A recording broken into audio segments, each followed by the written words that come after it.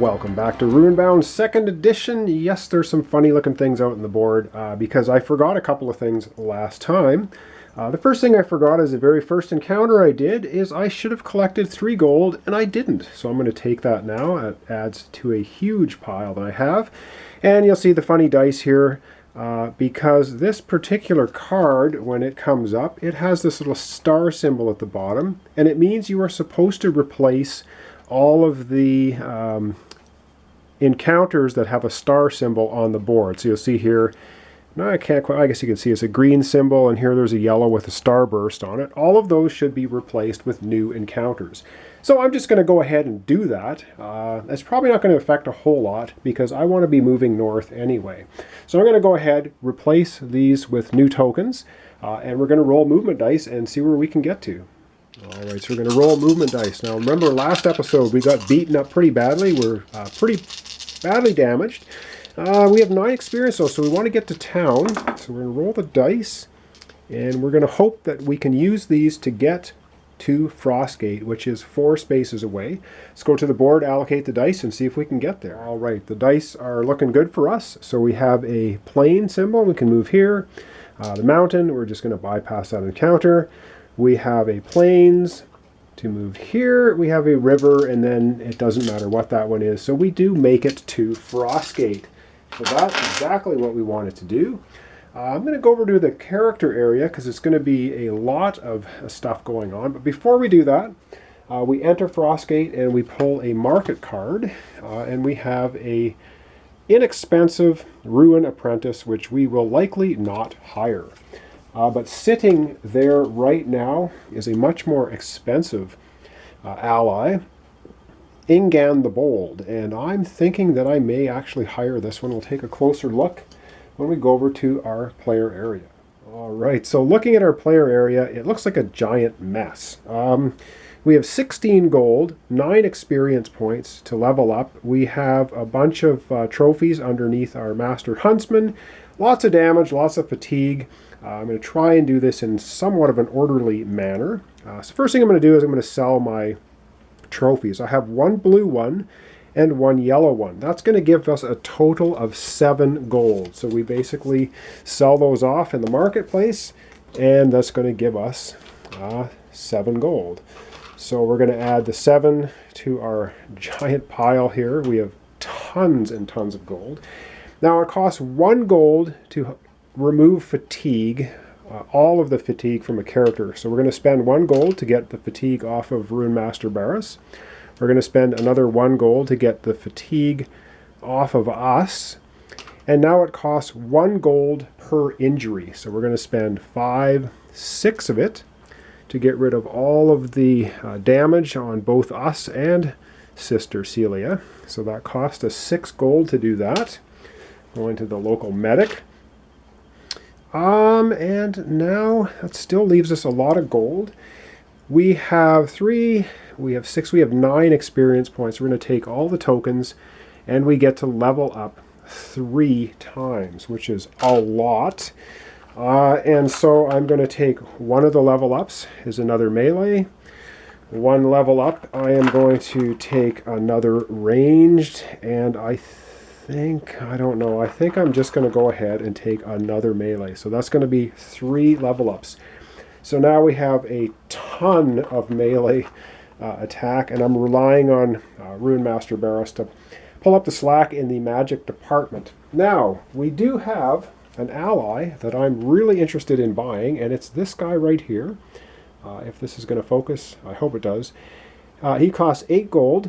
Ingan the Bold. Once per round, Ingan may take 1 fatigue to cancel heart inflicted on himself. So I'm like him because he has a 4/2 in the ranged ability. Sister Celia has a 0 and 1. So we're going to say goodbye to Sister Celia because you can only ever have 2 allies. And we're going to say hello to Ingan. Anyway, yes, she goes away to the bottom, I believe, of the market deck, which is about 6 feet high. So we'll never see her again in this game. So these going to cost 8 gold. So we're going to take 2, 4, 6, 8 gold. And we still have 7 gold left after all of that. Wow, all right, that is basically what's happened in town.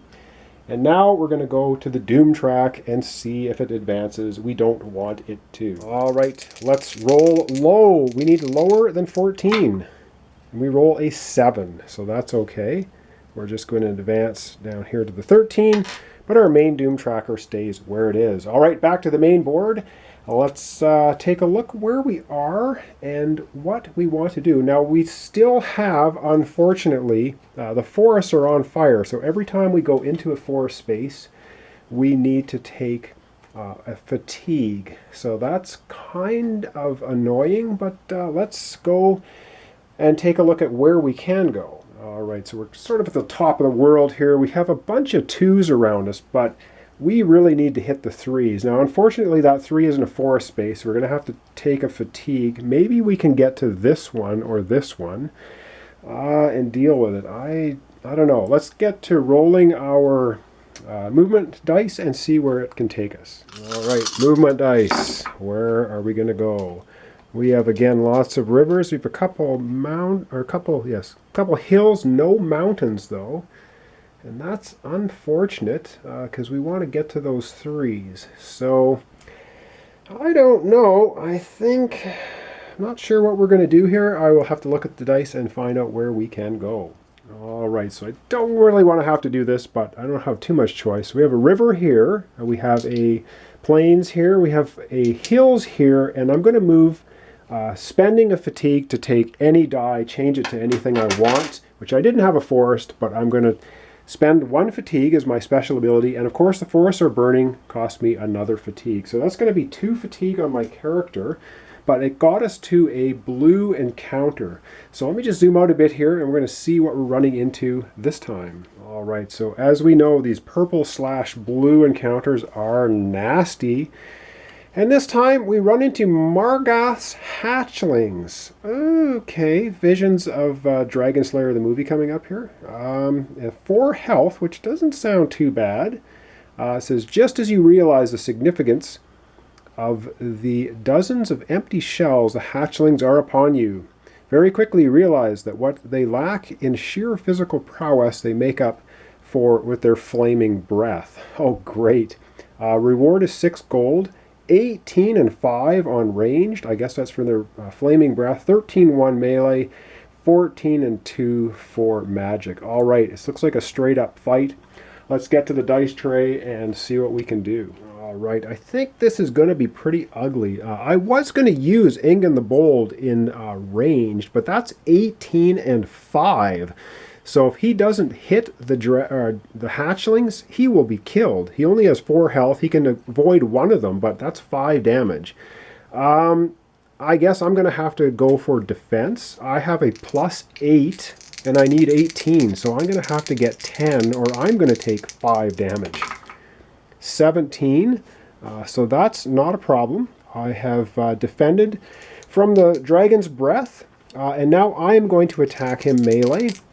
And I have a lot of melee attack. I have +11, and it's 13. So even if I roll Snake Eyes, I can still hit him. So 7, yeah, I nail him no problem with +11.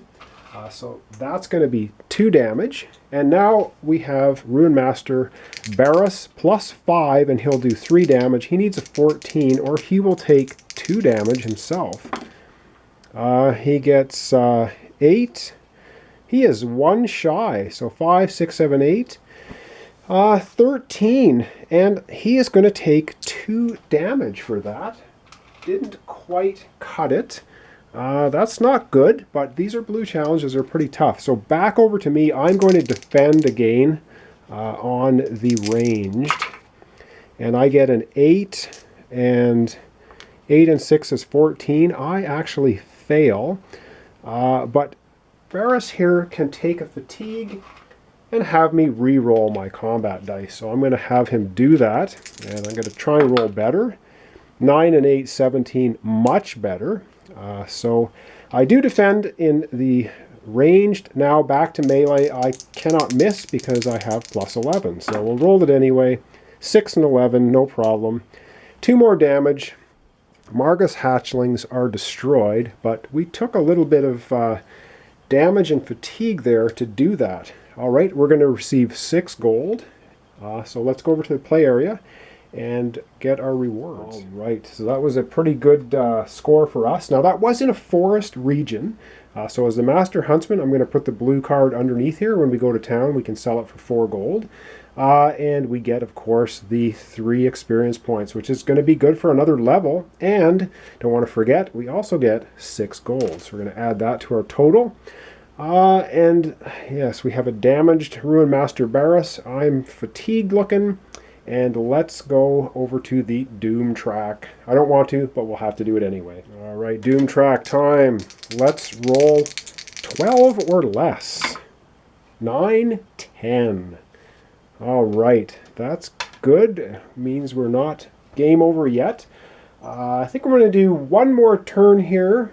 And then let's just go to the board and see where we are and what we can do. All right, so we're way up here. We're only 2 steps away from Frostgate, but we would have to go through a forest base, choking on the smoke again to get there. But we can pull it off. We only have 2 fatigue. That would cost us an extra one. So let's roll our movement dice and see if we can get back to Frostgate, level up yet again. All right, movement dice. And we don't even get a forest. Well, maybe I don't need to go through the forest. I'll have to take a look at what we have there and see if we can get to Frostgate without going through the forest. All right, looking at the dice, we have a hill, we have a plain, we have a river, and then anything, so we can skirt around here, not going through the forest, and get to Frostgate. All right, we're going to go over to our character area, and we're going to deal with going to town, but of course, before we do that, we pull another market card. Maybe it'll be something good. Whoa, let's have a look at this a little closer once I can zoom out. It looks like a teleport ruin. Wow, that could be good for us if we have enough gold.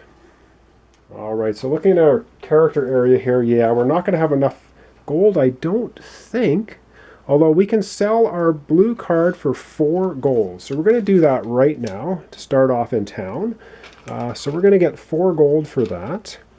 And that's going to give us a total of 10, what do we have here, 17 gold. We have to start spending it to get rid of the fatigue. So I'm going to spend 1 gold to get rid of all the fatigue on me. That's 1 gold.